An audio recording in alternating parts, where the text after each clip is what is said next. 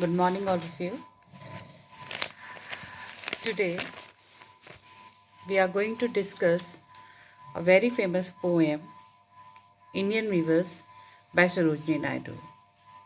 Now, as it is evident from the title that the poem is about someone who is in the profession of weaving clothes. So, a person who weaves clothes is known as a weaver, and clothes are an integral part of human life and human personality. Now, if we look at Indian society, Indian culture, we find that we are having a different dress code for different occasions. For example, if we are happy in our culture, we are supposed to wear bright colors. If a, the person or we are having a tragic somebody dies, so at that time we are supposed to wear white clothes. So colors, they denote different parts of human life, different sorrows and different feelings of human life in our society. Now, if we look at this poem, there are various interpretations that come to our mind. Simply, if we look at it in simple way, the poetess, she has described the three main important phases of human life: birth, when a child is born, the hopes, the aspirations, the happiness, the pleasure, the joy that he brings with himself in the family. Then, the second most important stage of our life is when that child grows into an adult and is getting married. Marriage is an auspicious occasion, and this occasion again is full of hopes, is full of positivity, is full of new aspirations, and it brings with it an atmosphere of happiness and joy. This uh, position or this state in our life when a person gets married is a mix of both uh, responsibilities as well as happiness also. We can say that childhood denotes a period of carelessness, a period when we were having no responsibilities, when we were just loved and liked by everybody, when everybody would come and kiss her, would love us for our innocence. But as soon as we get married, we enter into an adult life, and that life is full of responsibilities. Suddenly, the role changes. Before getting married, a human being is leading a carefree life. But as soon as he enters the bonds of marriage, the attitude of society towards him also changes. Then, after getting married, we fulfill our responsibilities towards society by giving birth to our children. In that way, we are transferring our DNA to our future generation. And this is the main reason that in Indian society, there is a concept of Pitrarina, right? So now these three different stages of life, a birth, then getting married, giving birth, starting a new family, and finally, after all your responsibilities are over, once you have completed this journey of life, there comes a stage when you have to leave this world. And that stage is full of sorrow, is full of depression, is is devoid of any color. So, white color in Indian mythology, in Indian society, becomes a color of sorrow.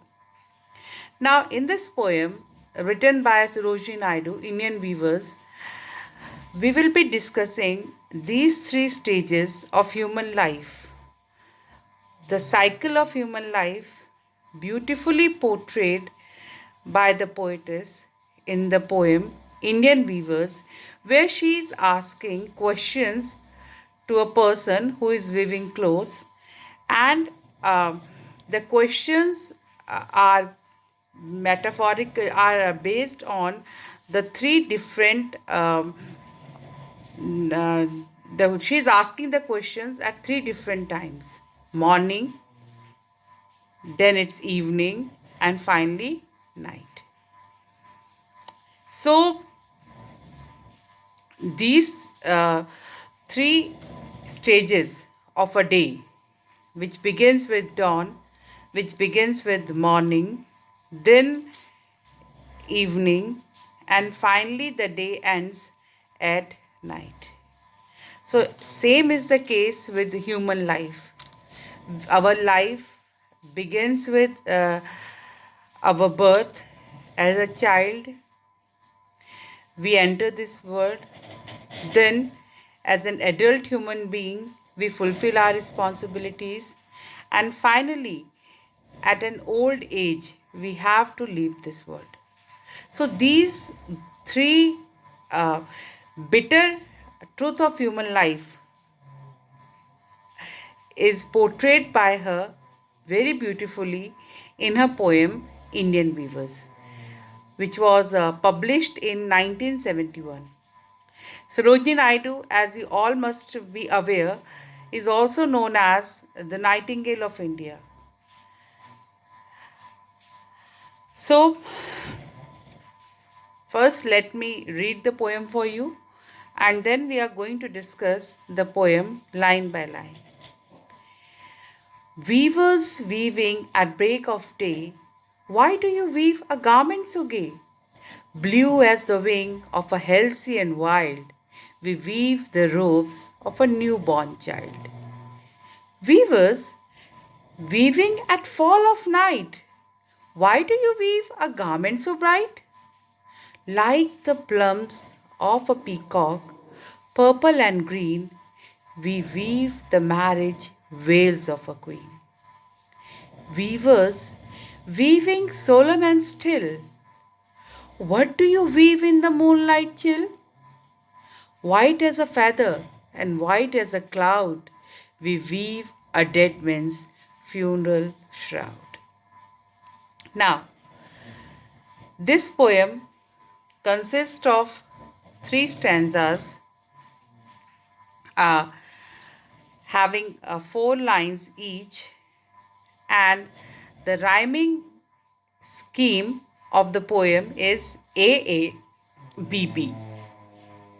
Now, let me first explain to you the first stanza of the poem. The poetess is asking a very simple question to a person who weaves cloth, that is weaver. She asks him that it is morning time. It's still the sun is rising. It's dawn. Okay, and so at this time of the day, why do you weaving? Why are you weaving a garment which is so cull, which is so happy in which is so happily, which denotes a color full of happiness? Then the weaver, he answers back that the garment that I am weaving is blue in color. It is as blue as the wings of a bird, that is kingfisher. So he says that I'm weaving this blue colored cloth uh, for a newborn child who has just entered into this world. So, in the first stanza itself, we see that the poetess, how beautifully she is expressing the happiness, freshness, hope, beauty, which is associated with the birth of a child. The birth of a child brings with itself a new dawn, the beginning of a new chapter in a human being's life. It is a chapter, it is not only a new chapter in the life of the person who is being born, but it is a beginning of a new life in the parents' life also. They are also starting afresh. Their journey as a parent has just started, and when they look at the child, they are so hopeful of a very bright future, right?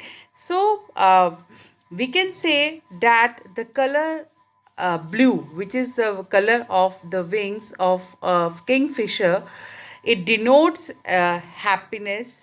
It is a symbol of joy and happiness. So in the first stanza, the childhood, the beginning of a new life, is portrayed by the poetess.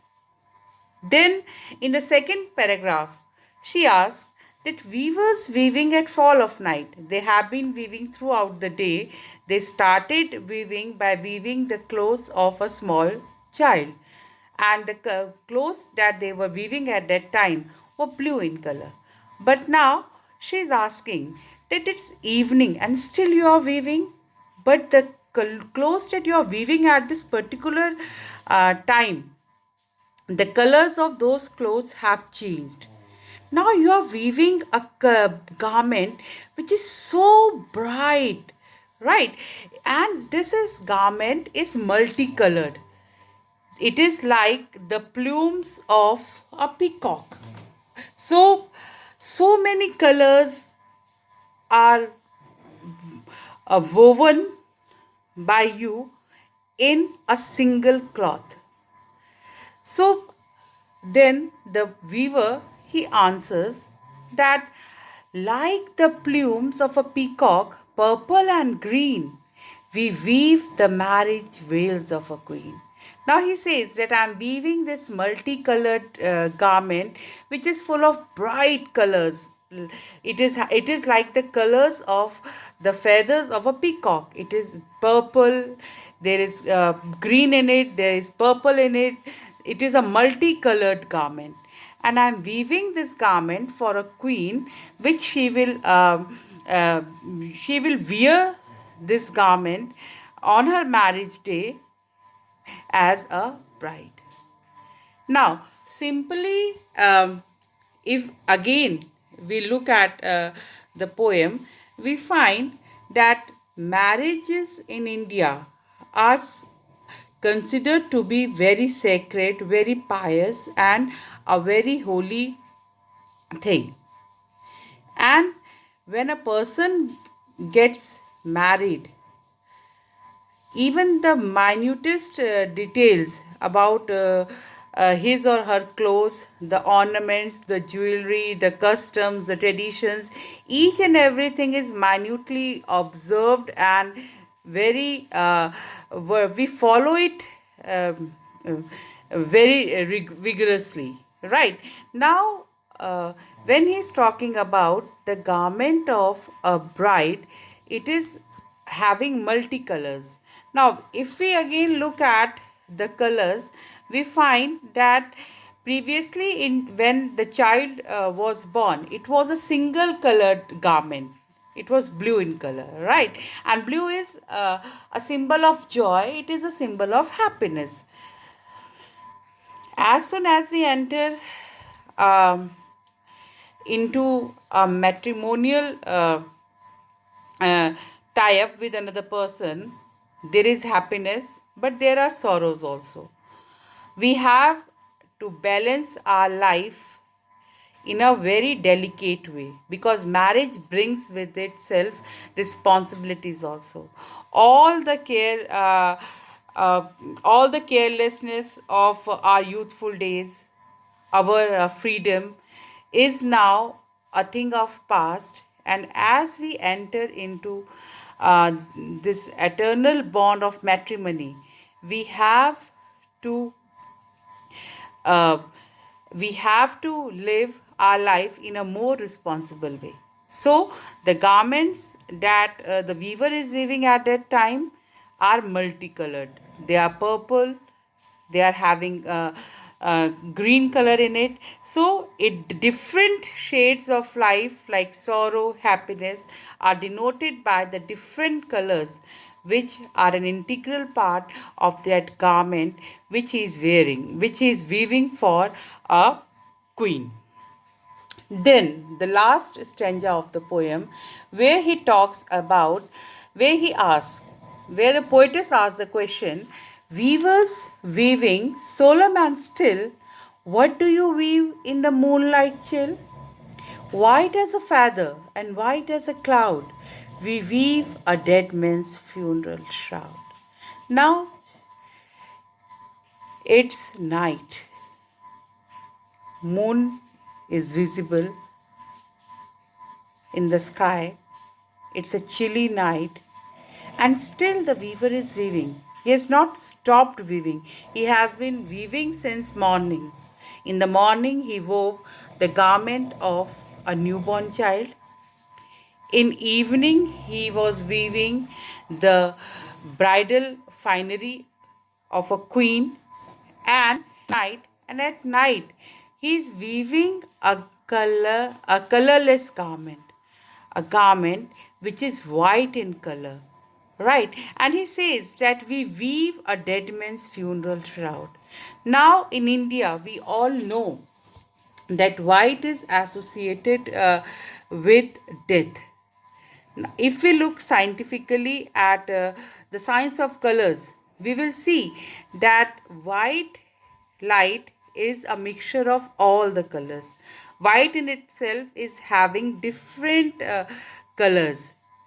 So, uh, only after experiencing all the colors of human life, after having all the experiences, after have fulfilling all our responsibilities in this world, when a person leaves the world, he does not need any color in his life, because he has completed all the responsibilities. He has experienced all the happiness, all the gaiety, all the joy, all the mirth, all the sorrow, all the disillusionment, all the depressing things that life can offer to him. So, after going through all these experiences, when that soul leaves the world, it doesn't need any color. So, the color that the weaver is weaving at that particular time is white. The color of that garment is white, and that garment will be used as a dead man's funeral shroud. So we see that how beautifully Sarojini Naidu had portrayed the three important aspects of human existence in this poem, Indian Weavers. Now, one more thing that I would like to discuss with you is that this poem, the title of the poem, is Indian Weavers. And as we all know, that weavers in India belongs to a very poor section of the society. They are not very rich. Uh, they are not someone who are having a very respectable position in the society. So when we look at this poem, we find that ordinary people are the heroes of her poetry. And when she is asking the questions to the weaver at three different mm, parts of the day, she is also very silently conveying this fact to us that the life of this weaver is also full of difficulties, is also full of hardships. He had started, he had, he, it was dawn when she is asking him the question that why, for whom you are weaving this color, this garment which is so happy, which is so gay. Then he says that I am weaving the garment of a newborn child. So then in again she asks the question, it is evening, and then finally all the world is sleeping, but the weaver is still weaving. He had not stopped weaving the clothes. So we can see that in this poem, she had also portrayed the extremities, the hardships, the difficulties that the common Indian mm, person has to face in Indian society. There is a irony also that the weaver, he is weaving the clothes for a newborn child. He is weaving expensive, extremely expensive clothes for a queen, right? And again he is weaving the funeral shroud of a dead man. But irony is that he is not able to wear the expensive clothes which he is weaving for a queen. So, this again speaks a lot about the dilemma of human existence. We human beings, when we belong to a privileged section of the society, we forget about the people who are marginalized, who are not as fortunate as we are. So, this poem, Indian Weavers, can be interpreted in many ways. Some people also interpret it as symbolical of the three netra, the three devas that are a part of our Indian Hindu philosophy and our Hindu tradition. In India, we believe that God, Lord Vishnu, that Lord Brahma is the creator. He is the one who creates everything in this universe. Then Lord Vishnu, he is the one who nourishes life, who takes care of us. He is the one who look after us. And then the destroyer is Rudra, the Lord Shiva, who is the one who is responsible for destruction of life in this universe.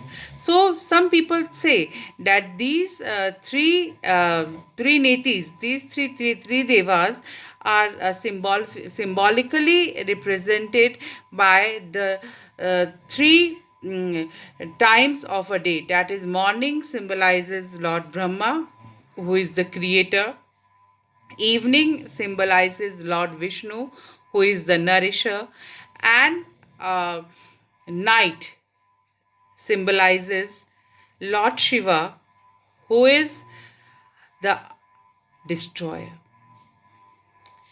So, we have discussed the poem and we have looked at it uh, with from different angles, and after going through the poem, we came to a conclusion that Indian Weavers is no doubt a very simple yet a very profound poem in which the poetess has discussed the eternal truth of human life. So, when all of you will go through this poem, there are three things that you have to keep in mind. The poem talks about the three stages of human life, that is, the birth, then youth, and finally, our death. It also talks about the hopes, uh, the feelings, the uh, what we can say, there are certain the different emotions which are associated with the birth, with the marriage, and with the death of a human being. Then we have to keep this thing also in mind, that culture speaks a lot about a country. In If we talk of India, we find that in Indian society, white is the color of sorrow. Whereas if we look at the European society, there we see that white is the color of happiness. It is the color of purity. So, this poem, Indian Weavers, it is a study about Indian beliefs, about Indian faith, and Indian traditions. So, my advice to you people as a teacher is that when you go through this poem, enjoy the beauty of the poem, enjoy the simplicity of the poem, and also keep it in mind that this poem is universal in nature because it talks about the three important phases of human life and human existence. Thank you, all of you.